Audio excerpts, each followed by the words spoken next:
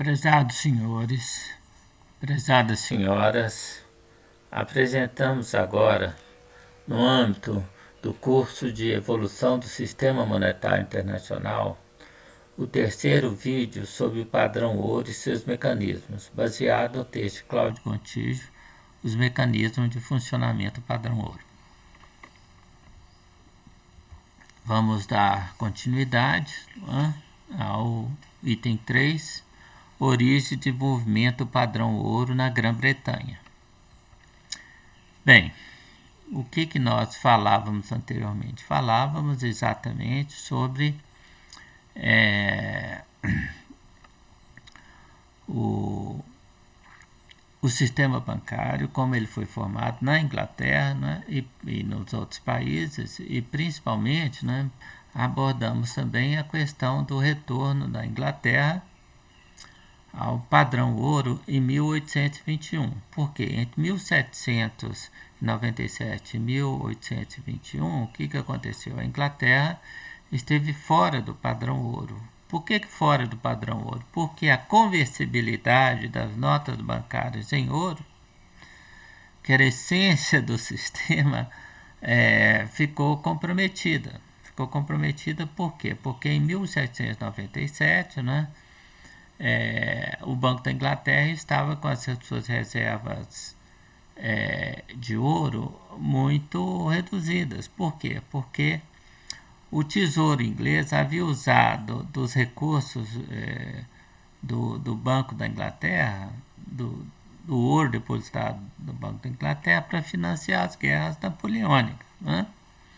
E aí, não é? E a Inglaterra vivia sob a ameaça da invasão alemã, a invasão francesa, porque as tropas de Napoleão estavam dispostas ao longo do Canal da Mancha, prontas para serem transportadas para a Inglaterra.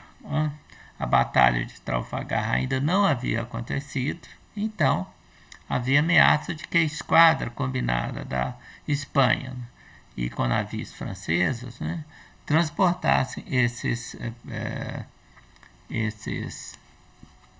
protegesse, né, o transporte dos soldados napoleônicos, né, eram 200 mil homens, para a Inglaterra, então seria invasão da Inglaterra. E acontece, né, que houve um desembarque de um navio só na Escócia, né, um navio francês na Escócia. E essa notícia chegou logo em todo o país, né, porque acreditava-se que estava acontecendo a tão esperada e temida invasão napoleônica. E aí houve uma corrida bancária. Como o Banco da Inglaterra já estava com poucas reservas, né, o Banco da Inglaterra ia fechar, ia quebrar, não ia poder honrar seus compromissos, né, as suas notas promissórias, ou seja, as notas bancárias, né, à vista. E aí houve uma reunião do banco, da direção do Banco da Inglaterra com o Exchequer, que era o Tesouro Inglês, né, e o governo inglês, né, e eles decidiram suspender o quê? A conversibilidade dos bancos, das notas bancárias. Né? Então, a partir daquele momento, não era possível mais pegar a nota bancária e transformar e pegar o ouro de volta, tá certo? Entregar a nota bancária no banco da Inglaterra e pegar o ouro. Né? E houve uma reunião também com os negociantes, né? Os negociantes de Londres, e todos se comprometeram a aceitar as notas do Banco da Inglaterra em pagamentos. Então, quer dizer, aí a Inglaterra entrou num regime de moeda fiduciária, ou seja, de papel moeda inconversível. Essa é a grande diferença. Né? Bom, então, durante esse período, isso, né, as guerras napoleônicas acabaram, né, finalmente, em Waterloo. Então, mas ainda levou um tempo, né, até 1821, né, quer dizer, Napoleão, na verdade, foi derrotado na invasão da Rússia. Né, em 1812 ele estava derrotado, mas depois houve ainda o retorno de Napoleão, né,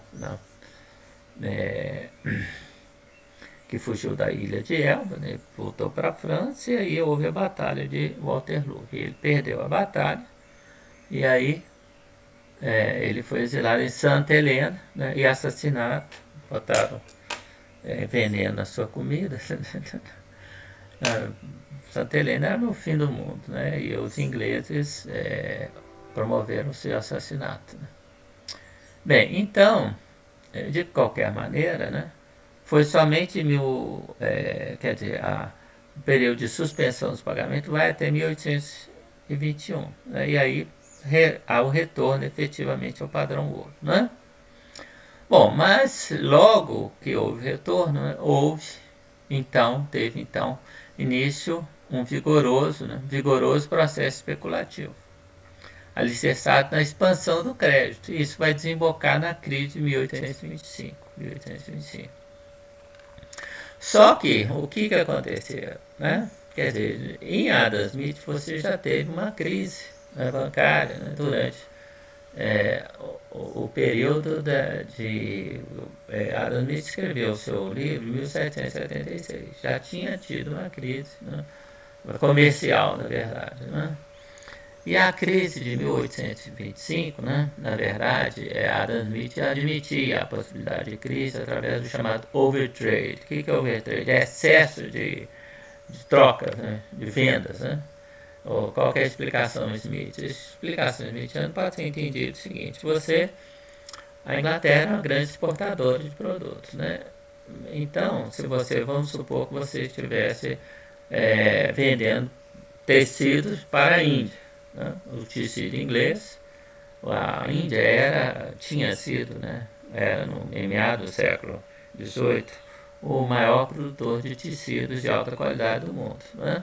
Só que quando você industrializou a Inglaterra, né, a Inglaterra passou a produzir tecidos, né, mais finos e mais baratos do que os tecidos ingleses. Então, isso na verdade não foi durante a vida de Adam Smith, né, porque o processo de industrialização inglesa só realmente se tornou os produtos ingleses bem mais baratos no século XIX, ou no final do século XVIII. Né.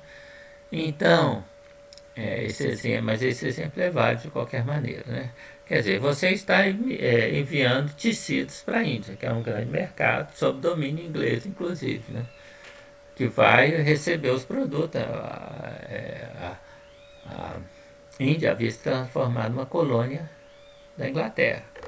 Então, as tarifas de importação eram muito baixas. Então, o produto inglês vai vender muito bem na Índia, né? Destruindo a indústria local. Ora, só que, porque era mais barato, melhor. Né? Então, os produtos, o mercado hindu é muito grande, então você começa a vender para a Índia. E os preços estão muito elevados, e aí os produtores ingleses começam a embarcar. Só que esses produtos levam muito tempo, né? A navegação era a vela, né? Levam talvez meses para chegar na Índia. Tá certo? Então, os produtos estão embarcados, estão indo para a Índia. Quando a Índia, o mercado começa a ficar saturado. Aí os preços começam a cair. Né? Só que você ainda tem aí dezenas de navios, né, carregados, ou centenas, sei lá, carregados de tecidos que estão ainda indo para a Índia. E quando eles chegarem na Índia, o preço vai cair ainda mais, porque vai ter um excesso de oferta. Tá certo? Bom, então esses preços podem se cair de tal maneira que eles vão dar prejuízo para os vendedores ingleses. Correto? Então, se a grande indústria de tecido é a maior indústria inglesa, né? Ela entra em crise. Aí a economia inglesa entra em crise. É essa a ideia. Né? Mas aqui nós temos uma coisa diferente. Nós temos que houve uma grande expansão do crédito e uma crise que desembocou em 1825. Né? Bem, e essa crise foi, o problema da crise econômica, né, tem um artigo que eu publiquei recentemente, né, no mês em agosto, setembro, na revista de economia da Sociedade Brasileira de Economia Política, né? Revista da CEP, sobre a crise, teoria das crises. A maioria das pessoas, né, não entende as crises até hoje, como era o caso da Inglaterra, né? Quer dizer, nessa época você atribuiu a crise à fragilidade dos pequenos bancos de emissão fora de Londres. Ok? Por quê? Porque em Londres não havia um banco de emissão, porque não tinha um jeito de concorrer com o Banco da Inglaterra. Né? E aí você passou uma lei de maio de 1826, né, autorizando sociedades anônimas bancárias fora da cidade, assim como estabelecimentos filiais do Banco da Inglaterra nas províncias. O que você estava entendendo com isso? Né? Quer dizer, a única sociedade anônima bancária era o Banco da Inglaterra até então. Era o único grande banco, tá certo? Os outros eram pequenos. Por quê? Porque você podia ter no máximo, acho que 6 na sociedade, né? 6 sócios. Então, o capital de 6 sócios para fundar um banco era muito pequeno. Tinha que ser um banco pequeno, né? Para ser um grande banco, como foi o Banco da Inglaterra, tinha que ser uma sociedade anônima. Né? Foi o único banco autorizado por peça legislativa, né? Pela legislação. Ora, o que acontece? Né? A partir, então, de maio de 1826, você abriu a possibilidade de estabelecer bancos corporativos ou sociedades anônimas bancárias fora de Londres. O que você quer? Você quer que surjam fora de Londres grandes bancos, tá certo? E permitiu também que o Banco da Inglaterra estabelecesse, né, agências nas províncias, que era proibido, só na área de Londres. Né? Proibiu também a emissão de notas abaixo de 5 libras, a partir de abril de 1929. Na Inglaterra, no país de Gales, Escócia, porque tinha um sistema bancário, de certa maneira, conectado, mas com uma grande grau de independência de Londres, né? Não, ele foi deixado de lado. Ora, isso é muito interessante, porque 5 libras era uma soma considerável. Então, o que você está dizendo? Você está dizendo que a circulação monetária para valores pequenos tinha que ser feita através de moedas, não podiam ser através de notas bancárias. Por quê? Porque você achava, porque os bancos, né? Os bancos fora de Londres estavam se especializando na emissão de notas bancárias. As grandes notas vinham normalmente de Londres. Ora, isso não adiantou nada, porque em 1929 houve uma nova onda especulativa, aliás, antes de 29, né, 1839, desembocou nova crise em 1939. Né, e aí se criou a Carta Bancária, Bank Charter Act, né, de 1844. Essa essa legislação, né, ficou muito famosa, né? Fundamentada na Currency School, que tinha 2 escolas, tinha Bank School e tinha Currency School. A Currency School era uma escola, digamos assim, monetaristas, que acreditava, né, que o nível de preços e também estaria determinado pela quantidade de moeda. Então, o que se interpretou? Ora, esse período de especulação sempre havia uma pequena inflação, vamos dizer 2% ao ano, né? Que era considerada uma grande inflação na época. Né? Então havia um processo especulativo, né?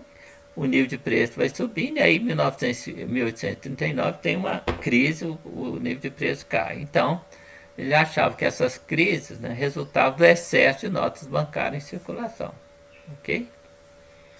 Então, o que aconteceu? Essa lei separou na emissão de notas pelo Banco da Inglaterra da concessão de crédito, tornando obrigatório um lastro de 100% em ouro para as notas que excedessem 14 milhões de libras. Então, tinha uma... Quer dizer, o que eles fizeram? Eles fizeram o seguinte, o nível de emissão, nessa época, a emissão do Banco de Londres, do Banco da Inglaterra, desculpa, era de 14 milhões. Então, o que a lei estabeleceu? As novas emissões, quer dizer, o adicional de 14 milhões, tinha que ter você só podia emitir. É como se vocês não pudessem emprestar. Porque você só pode emitir, né, tendo ouro como depósito. Então o sujeito deposita, o público deposita 1 milhão de como é que chama? Em ouro no banco, 1 milhão de libras, aí você só pode emitir 1 milhão. Então você não pode emprestar. Tá certo? Então, na verdade, você fez uma legislação, né, para impedir a emissão, impedir o crédito novo adicional do Banco da Inglaterra. Né? Além disso, essa legislação limitou a emissão de outros bancos já existentes, proibiu a instituição de novos bancos de emissão e exigiu que o Banco da Inglaterra publicasse semanalmente, sua posição em termos de empréstimos e reservas. É o chamado princípio da transparência, achando que isso evita crises, né? Torna os bancos mais confiáveis, como se o problema estivesse, né, a ver com emissão monetária. Claro que não tinha. Né? A nova legislação, segundo a Currency School, né? Currency School, vamos colocar aqui, Currency School, asseguraria que o montante de notas em circulação flutuaria automaticamente com as reservas de ouro, né? Tornando assim automático o ajuste do meio circulante.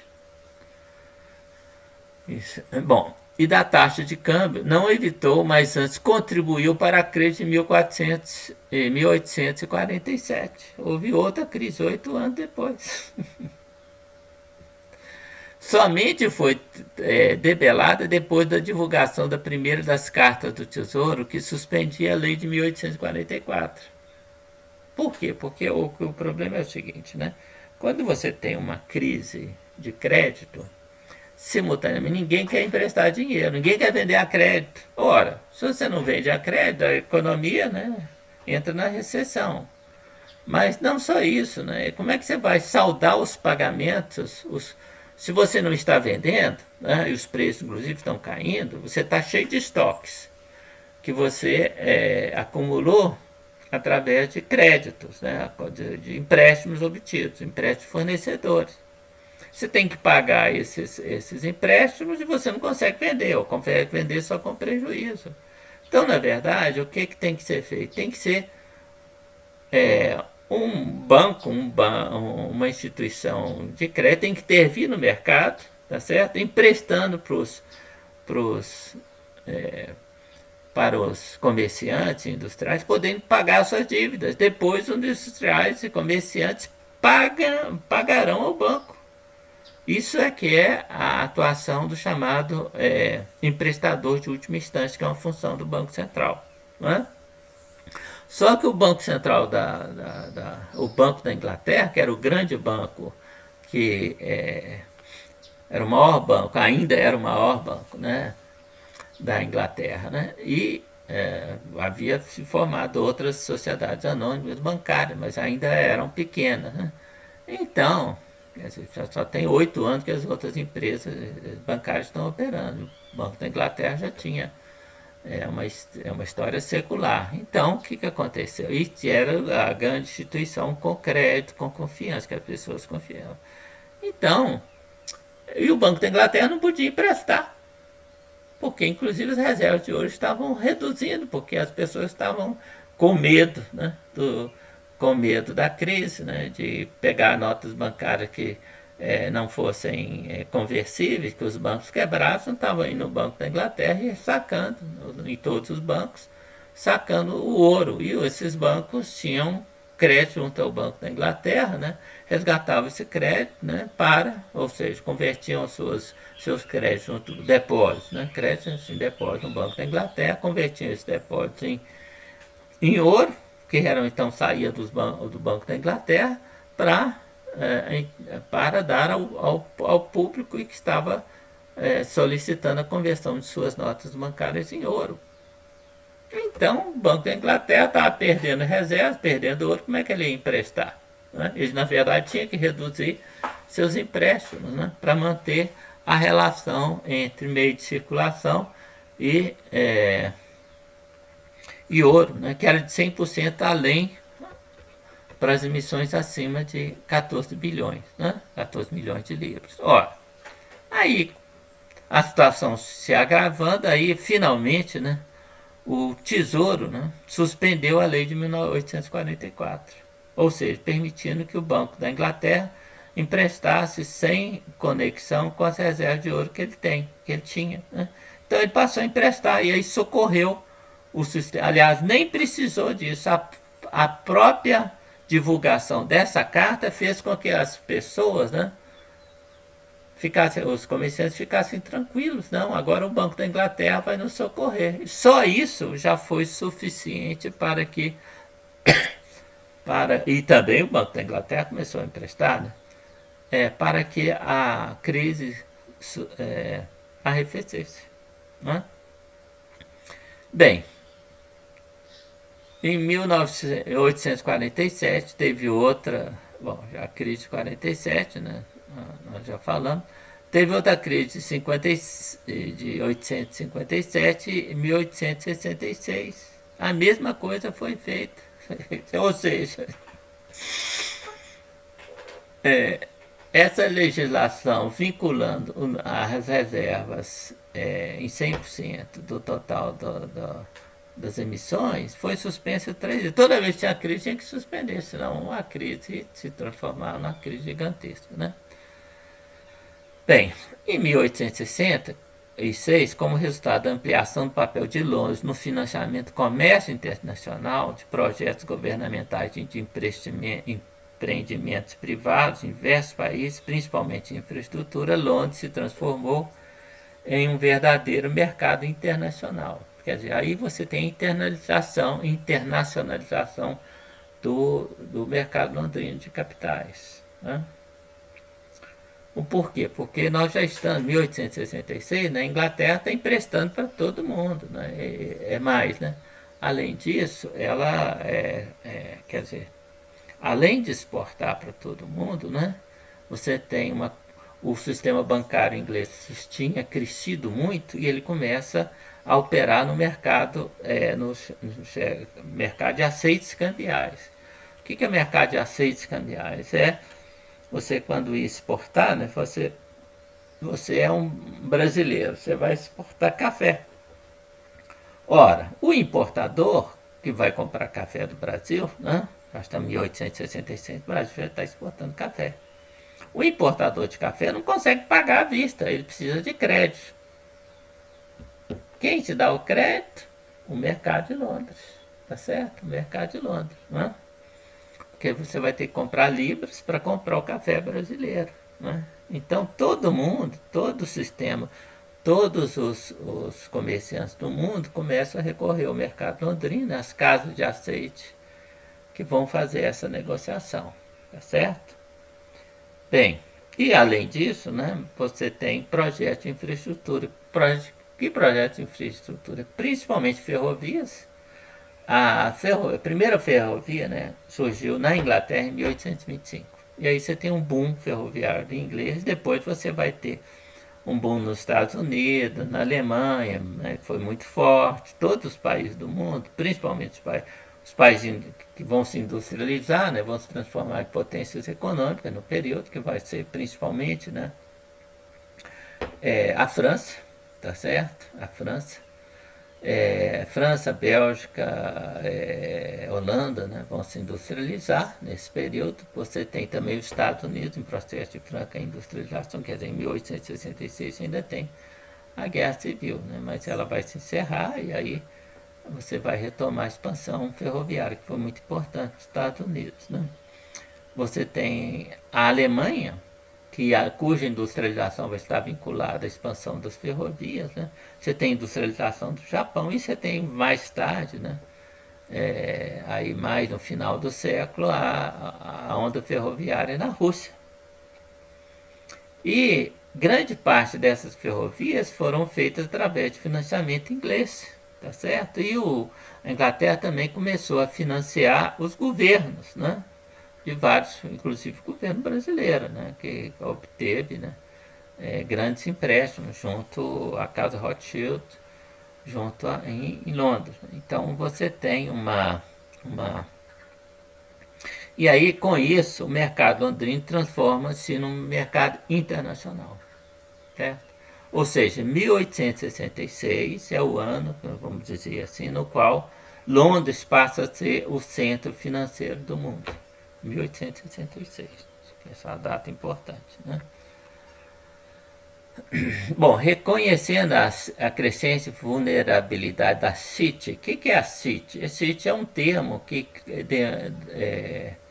denomina, né, a comunidade financeira situada em Londres, na cidade de Londres, na City, na cidade de Londres. City é referência a Londres, né, que era o núcleo, né, do capital financeiro inglês, tá certo?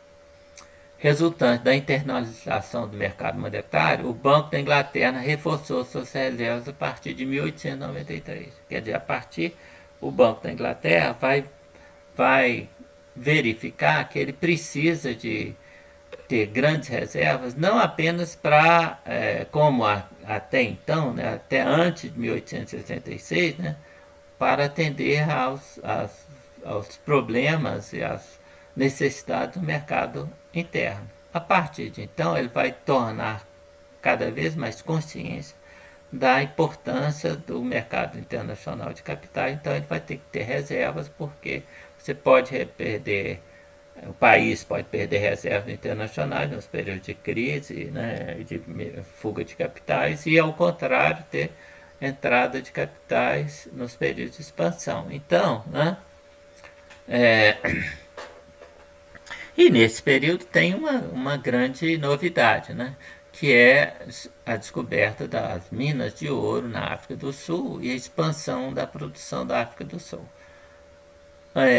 40 anos antes você teve a mesma coisa no que diz respeito à Califórnia, o ouro da Califórnia. Grande parte foi parar em Londres, né?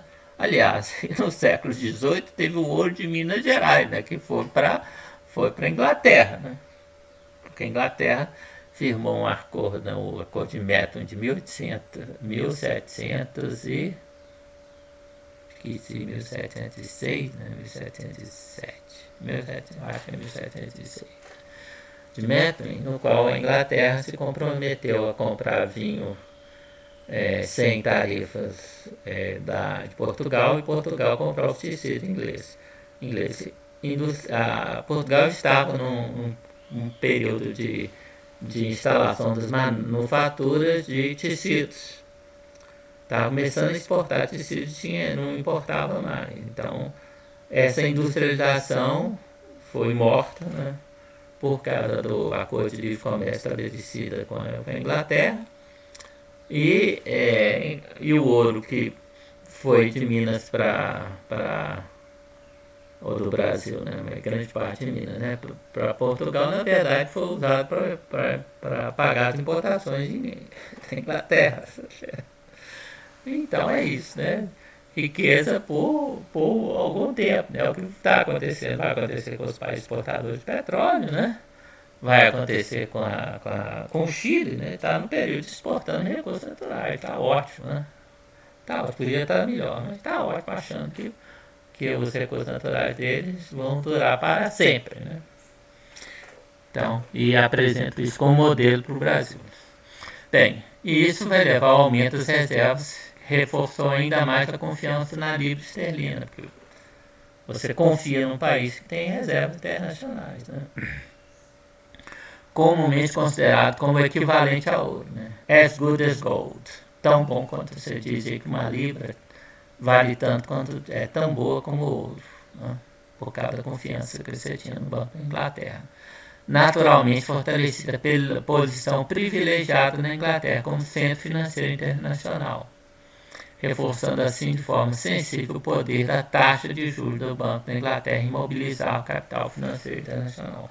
Ou seja, a partir de 1893, né, ou um pouco, na verdade, antes, né, vamos dizer, já lá para 1870, mas isso aqui vai se tornar marcante a partir de 1893. Mas Isso aconteceu, na verdade, antes, né? Que acontece o seguinte, se o, o que aconteceu é o seguinte, quando a Inglaterra variava sua taxa de juros, o Banco da Inglaterra, né, se ele aumentasse a taxa de juros, a taxa de captação, né, porque ele normalmente aumentava as duas taxas, a taxa de empréstimo e a taxa de captação. Né? Taxa de captação, a taxa passiva, é que o banco paga aos depositantes. E a taxa de empréstimo é que ele cobra dos credores dele, dos devedores dele. Né? Então são duas taxas. Então o que acontece? O que acontecia? Né?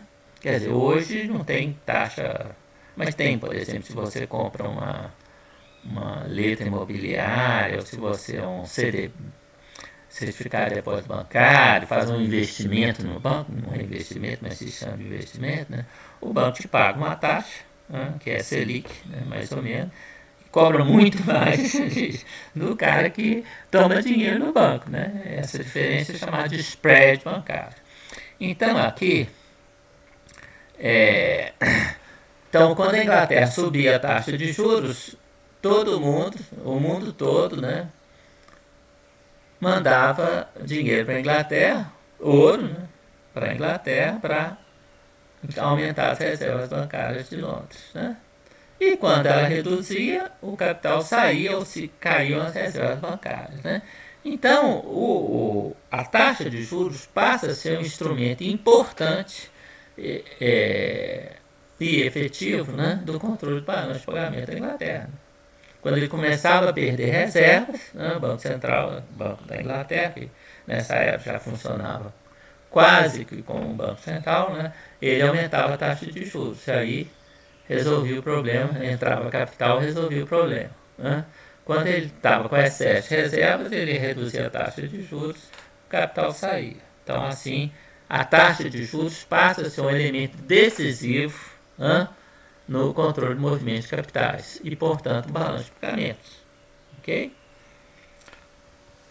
Bom, então vamos falar agora, no item 4, né, vamos tratar do funcionamento do padrão ouro na perspectiva dos mecanismos do fluxo de metais, ajuste de preço de rumo. Bom, até agora, o que nós fizemos, né? Nos dois vídeos no início desse. Nós falamos sobre as condições históricas do surgimento do padrão ouro. E já se tornou, acho que claro para todo mundo que viu os vídeos anteriores, né? Que é o padrão ouro? Primeiro, o ouro ou a prata, né, representava a moeda. A moeda não, o dinheiro, vamos falar assim, o dinheiro do país. Porque moeda é tudo que circula. E circulavam títulos de crédito, né? Como as notas bancárias circulavam. Ou as notas de venda a prazo também circulavam. Né? Ou então essas as duplicatas das notas, né, de venda a prazo circulavam. Então, o meio de circulação, né, era bem maior do que a quantidade de ouro. O ouro circulava pouco, na verdade, né? Por quê? Porque as pessoas faziam os seus pagamentos em grande valor em notas bancárias, certo? E em pequenos valores com as notas de conta, moedas de conta, né? Que eram moedas mesmo de cobre, né? Sei lá de que mais, né? Então a circulação, né, era feita em grande, como ainda é hoje. Hoje, o grosso de circulação é feito através dos pagamentos em cheque e das transferências bancárias. Isso é crédito, isso não é dinheiro, né? Não é moeda. Né? O papel, moeda que circula, hoje é papel, é tudo papel, e tem as moedas metálicas de R$1, 50 centavos, né? Naquela época, as moedas, as notas bancárias eram conversíveis em ouro. Isso é a característica central. E eram títulos de crédito, né? Eram notas promissórias à vista dos bancos. Isso é importantíssimo para entender. Não é? E não precisava estabelecer, colocar regra que você tem que ter 20%, 30% de reserva de ouro. Por quê? Porque os bancos sabiam disso, né? Os bancos, em geral, nesse período, conservavam 40% de seus depósitos em ouro e em prata, né? No caso, também conservavam os seus depósitos em moeda, em papel, em notas bancárias do Banco da Inglaterra, porque eles sabiam que o Banco da Inglaterra nunca ia quebrar, tá certo? Então, os bancos conservavam suas reservas em 40% e emprestavam, né? Se eles tinham recebido um depósito de 100, eles emprestavam 60, né? Ou às vezes menos, né? Porque eles podiam tomar dinheiro emprestado, se a situação ficasse feia, né? Eles podiam pegar dinheiro emprestado no redescontar seus títulos. Né? Eles emprestavam através do desconto de duplicata, né? De letra de câmbio. Quando eles precisavam de dinheiro, eles pegavam o dinheiro, eles pegavam esses títulos que eles tinham descontado, levavam no Banco da Inglaterra e redescontavam, obtendo dinheiro para cobrir as suas necessidades de caixa. Então, na verdade, as reservas deles eram 40%, mas foram reduzindo, foram caindo para bem abaixo disso, né? Mas, de qualquer maneira, eles conservavam um grande montante, digamos, uns 30%, né? Ou mesmo 40%, né? Dependendo do banco, das condições, né? Dos seus depósitos em reservas bancárias, emprestavam o resto, ok? Então, eles sempre haveria uma relação entre as reservas bancárias e o total de empréstimo. Aí, se eles emprestassem demais, é o que nós vamos ver agora, o que ia acontecer. Correto? Mas eles perderiam reservas. Aí eles tinham que reduzir. Explicando antes, né? Eles não iam emprestar demais porque eles podiam quebrar. Tá certo? Então eles emprestavam. Quando eles viam que estavam ficando, que os saques no caixa estavam maiores do que os novos depósitos, eles reduziam seus empréstimos e aumentavam a taxa de juros. Ok? Reduziu seu empréstimo, não só aumentando a taxa de juros, mas principalmente reduzindo o prazo dos empréstimos. Bem, então, com isso é possível entender como funciona o padrão ouro. Sem isso não é possível. Qual que é o problema da literatura, né? O problema da literatura principal a respeito do padrão ouro é que, como eles não conhecem essa parte histórica, né? Então, eles imaginam uma coisa, o padrão ouro é isso assim assado, e ensinam e colocam nos livros, e as pessoas estudam nesses livros, nessas porcarias que tem aí, e ficam com a ideia absolutamente equivocada do padrão ouro, né? Então agora nós já sabemos o que é o padrão ouro. Na verdade, o padrão moeda mercadoria, né? Seria válido também para os países que estavam na prata, né?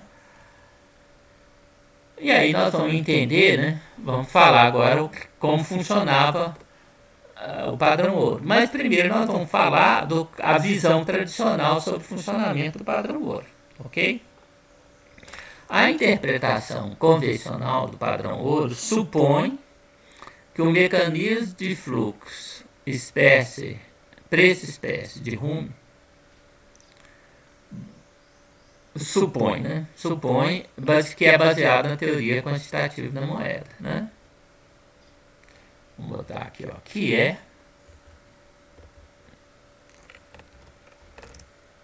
baseado na teoria né? Segundo o Rume, né? Segundo esse mecanismo, digamos assim, um superávit na balança do comércio exterior.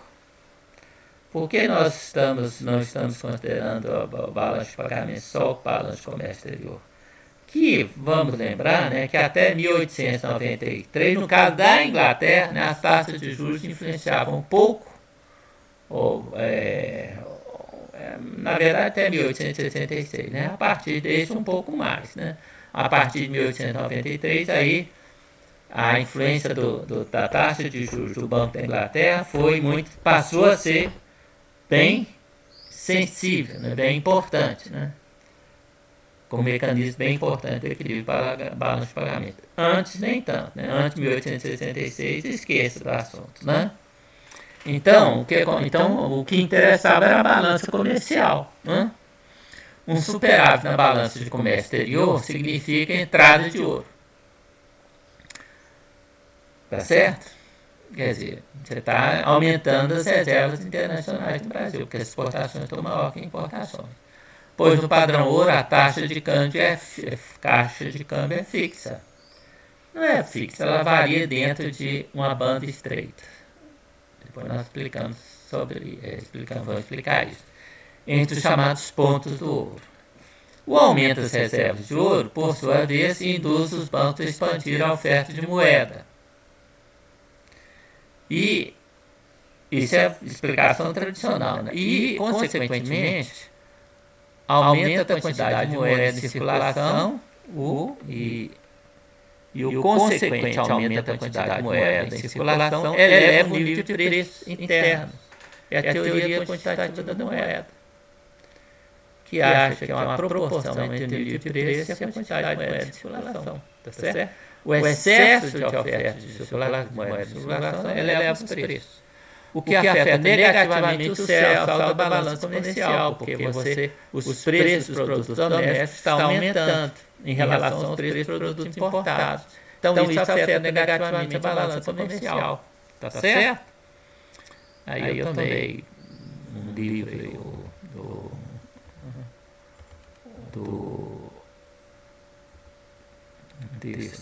desses autores, Gonçalves Bauman e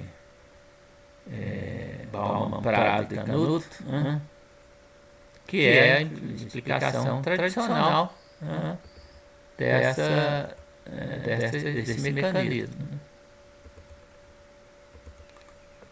Como consequência, desaparece o superávit no comércio exterior. Ok? E o inverso ocorre como há um déficit na balança do comércio exterior. Vamos explicar.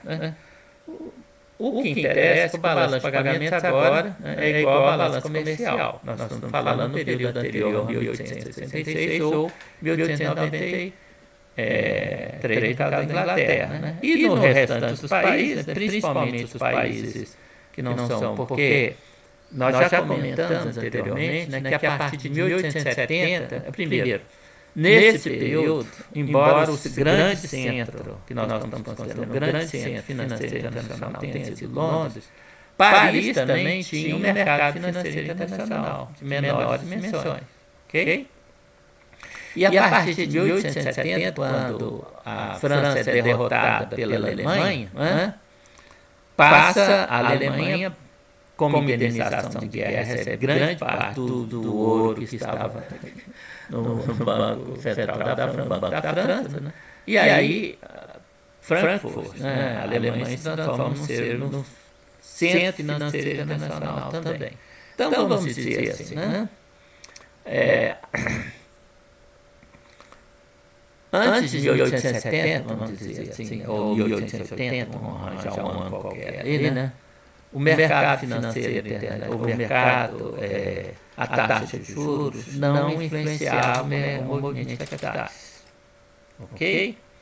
Então, o que nos interessa é o funcionamento da balança comercial, exportação e importação. Né? Então, qual que é o mecanismo?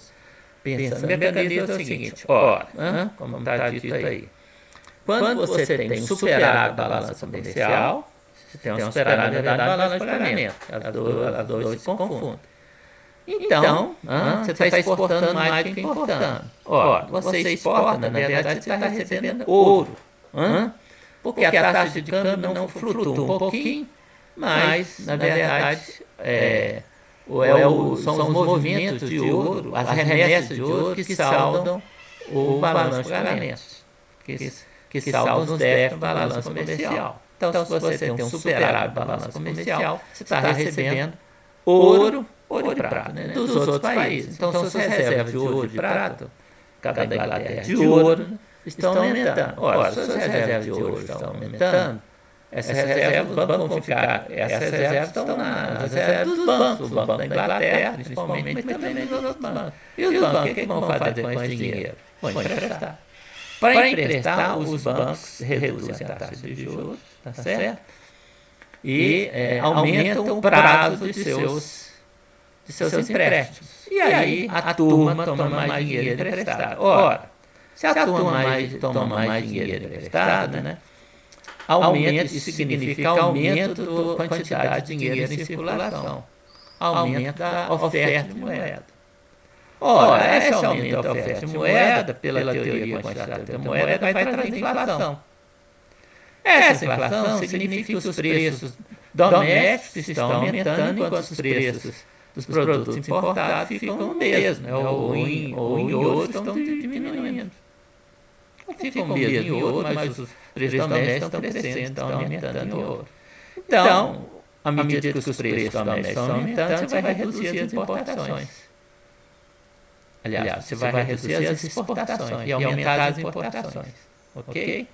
Agora, quando você tem um déficit na balança comercial, né, ocorre o contrário. As suas reservas bancárias de hoje estão caindo. Aí os bancos têm que contrair a concessão de crédito. Isso faz com que caia a oferta de moeda. E aí o nível de preços cai. O nível de preços cai se seus produtos exportam, seus produtos ficam mais baratos, vão aumentar as exportações, os produtos importados são mais caros, então vão cair as importações.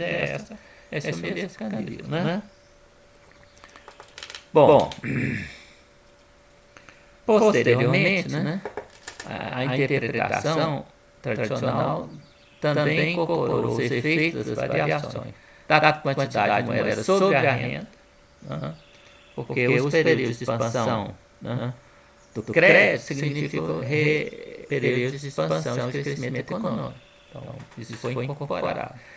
Então, a oferta de moeda sobre a taxa de juros, nós já falamos dessa variável sobre o nível de renda, porque é a mesma coisa, né? Quer dizer, os bancos vão reduzir os juros para aumentar seus créditos, e isso dá, se tem aumento das reservas internacionais. Então, isso significa, né, que os negócios vão se expandirem, as pessoas vão aumentar o consumo, então a renda vai crescer, tá certo? E das taxas de juros sobre o balanço de capitais, mas isso, como nós falamos, né, a partir de 1893, ou se quiser, né, a partir de 1866, no caso da Inglaterra e França, a partir de 1870, 1870 e pouco, vai levar algum tempo para a Alemanha usar o dinheiro que ela recebeu da França para constituir um instrumento financeiro, né? Então você tem 3 países, pelo menos, no qual esse mecanismo opera. Depois isso vai, os outros países desenvolvidos vão também, na medida que eles participam do mercado internacional de crédito, a taxa de juros desses países também passa a influenciar muito menos, é claro, que a Inglaterra, menos que a França, menos que a Alemanha. Bom, então, esquematicamente, né, se você tem um superávit de balanço de pagamento, você tem acumulação de reservas pelos bancos, isso vai levar à queda da taxa de juros, mais aumento dos empréstimos bancários. Isso leva ao aumento dos preços, mais aumento da renda, o que leva ao aumento das importações e queda do afluxo de capitais, porque a taxa de juros caiu. Né? Então, redução do superávit de balanço de pagamento, até que zere. Né? Agora, se você tem um déficit de balanço de pagamento, você tem o contrário. Né? Você tem uma perda de reserva pelos bancos, né? O que leva ao aumento das taxas de juros, elevação das taxas de juros, né? Ou uma queda dos empréstimos, né? Bancários, o que leva à queda dos preços e à queda da renda, tá certo? O que leva à queda das importações, mas o aumento do fluxo de capitais, o que tem, então, um aumento, uma redução do déficit no balanço de pagamentos. Esse é o mecanismo de Hume. Ora, esses mecanismos têm problemas, eles estão errados, eles não operam. Mas isso nós vamos deixar para o outro vídeo, o próximo vídeo sobre o assunto. Então, agora nós queremos agradecer a atenção de todos, esperando que se interessem em continuar a nossa novela sobre o funcionamento padrão ouro. Ficamos por aqui.